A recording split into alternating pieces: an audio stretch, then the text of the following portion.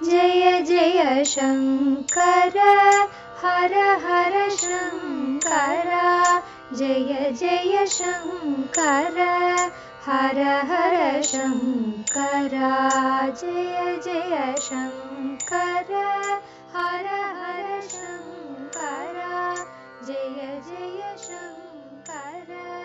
ஸ்ரீ சங்கர சரித்தம் தெய்வத்தின் குரல் 5ஆம் பாகம். ஈஸ்வராவதார பிரமாணங்கள் வேத இதிகாச புராணங்களில் தொடர்கிறது. இப்படி பரமேஸ்வரனுக்கே உரிய அசாதாரணமான நாமாக்களை சொல்லிக்கொண்டு போகும்போதே நடுவில் கபர்த்தி, வியுக்தகேஷன் என்ற 2 பேர்களையும் சொல்லியிருப்பதால் அவையும் அவன் ஒருத்தனுக்கு உரியவை என்றாகிறது என்று பார்த்தோம்.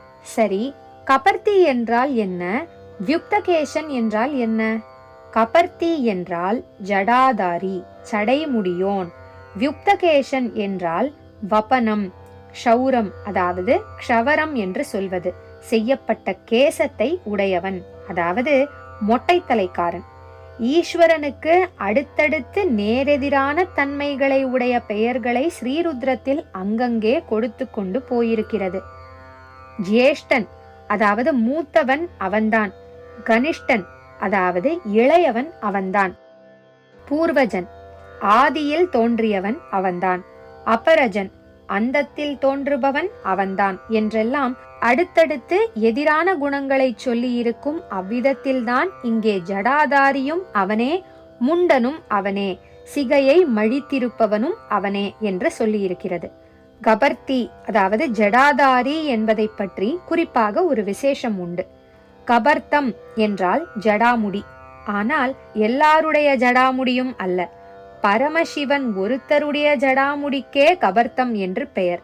மகாவிஷ்ணு, பிரம்மா, இந்திரன் முதலான சகல தேவர்களும் ராஜாக்கள் மாதிரியான சிகாலங்காரத்தோடு ஸ்வர்ண கிரீடம் தரித்து கொண்டிருக்க, யோகியான சிவன் ஒருத்தர் தானே ஜடாஜுடராக இருப்பது.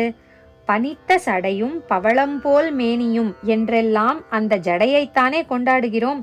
கங்கை, சந்திரன், நாகம், கபாலம், ஊமத்தம்பூ, கொன்றைப்பூ முதலானவைகளை தரித்து கொண்டு விசேஷ சிறப்புடன் விளங்கும் அப்படிப்பட்ட பரமேஸ்வரனின் ஜடா மகுடத்திற்குத்தான் கபர்த்தம் என்று தனிப்பெயர் கொடுத்திருக்கிறது.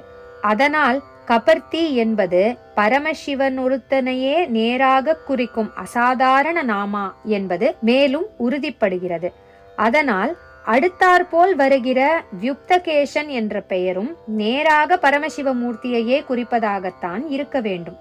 லோகத்தில் உள்ள எல்லா தச்சர்கள், குயவர்கள், செம்படவர்கள், புலையர்கள், திருடர்கள் முதலியவர்களாக கூட ஈஸ்வரனே இருப்பதை சொல்லும் நாமாக்களில் ஒன்றாக இல்லாமல் லோகாதீதனாக, லோகாதீஷனாக அவன் ஈஸ்வரன் என்ற ஒரே ஒருத்தனாக இருக்கிற நிலையில் அவனுக்கு மட்டுமே ஏற்பட்ட நாமாக்களுக்கு நடுவிலேயே வியுக்தகேஷன் என்பது காணப்படுகிறது. ஜடாமுடியுடையவர்களாக இருப்பவனுக்கு, மொட்டை தலையர்களாக இருப்பவனுக்கு என்று சொல்லாமல் ஒரே ஒரு கபர்த்தியாகவும் ஒரே ஒரு வியுக்தகேஷனாகவுமே ஈஸ்வரனை சொல்லி இருக்கிறது. கபர்த்தி என்பது அவனுக்கேயான அசாதாரண பேர் என்று தெரிந்து கொண்டோம். அப்படியானால் வியுக்தகேஷன் என்பதும் அப்படித்தானே இருக்க வேண்டும். இது நாம் கவனிக்க வேண்டிய முக்கியமான விஷயம். தச்சர்களாக உள்ளவனுக்கு, குயவர்களாக உள்ளவனுக்கு என்று பகுவச்சனத்தில் சொல்லி இப்படி லோகத்தில் உள்ள ஜீவர்களுக்குள்ளேயும் அந்தர்யாமியாகவும் ஆத்மஸ்வரூபியாகவும் பரமேஸ்வரன் இருப்பதை காட்டாமல் அவன் அவனாகவே இருக்கும்போது அவன் ஒருத்தனுக்கு மாத்திரமே ஏற்பட்ட பெயர்களை ஏகவச்சனத்தில் பவனுக்கு, ருத்ரனுக்கு, சர்வனுக்கு, பசுபதிக்கு, நீலகண்டனுக்கு, சிதிகண்டனுக்கு, கபர்த்திக்கு, சஹசிராக்ஷனுக்கு, சததன்வாவுக்கு என்று அடுக்கிக் கொண்டு போகிற போது கபர்த்தி என்பதை அடுத்து வியுக்தகேஷன் என்று சொன்னால் அது பரமசிவனுக்கு மாத்திரமே உரித்தான ஒரு முண்டிதமான சந்நியாச ரூபத்தை தான் குறிப்பிடுகிறது என்று சந்தேகத்திற்கு இடமில்லாமல் தெரிகிறதல்லவா?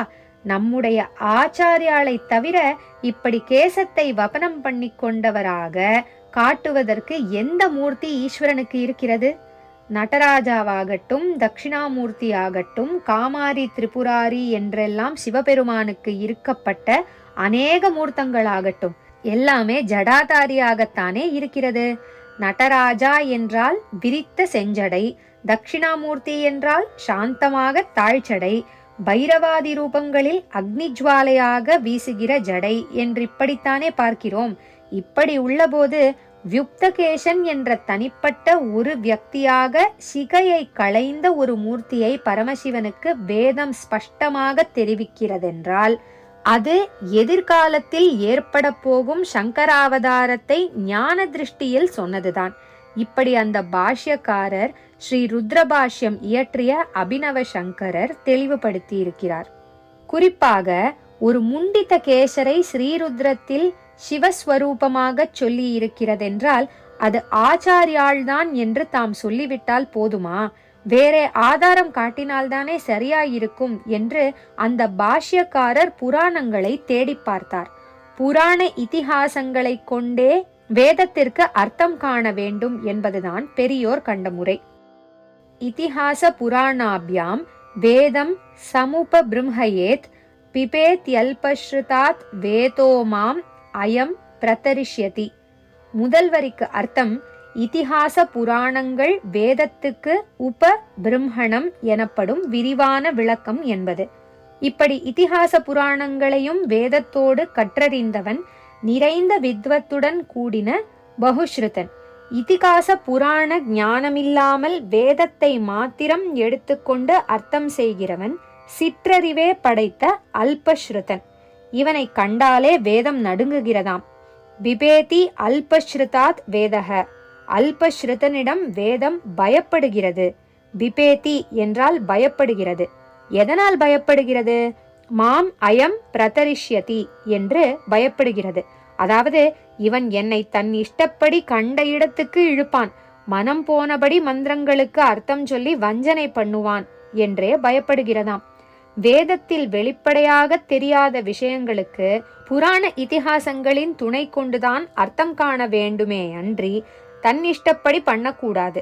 இதனால் அந்த பாஷ்யக்காரர் புராணங்களை பார்த்து சிவமூர்த்தியான வியுக்தகேசன் யார் என்று ஆராய்கிற போது வாயு புராணத்தில் பளிச்சென்று இன்னார்தான் என்று கண்டுபிடித்து விட்டார்.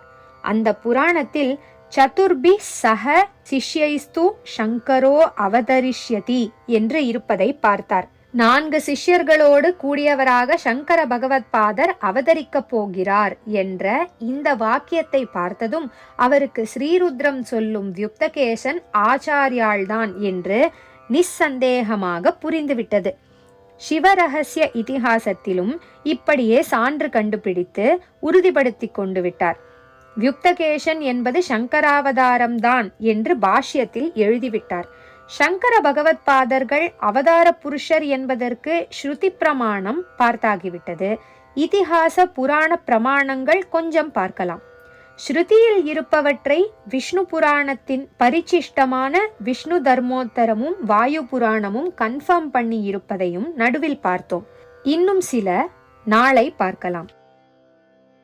ஈஸ்வராவதார பிரமாணங்கள் வேத இதிகாச புராணங்களில் நாளை தொடரும். ஜெய ஜெயசங்கர, ஹரஹர சங்கர, மகாபெரியவா சரணம். ஜெய ஜெய சங்கர, ஹர ஹர சங்கர, ஜெய ஜெய சங்கர, ஹர ஹர சங்கர, ஜெய ஜெய சங்கர.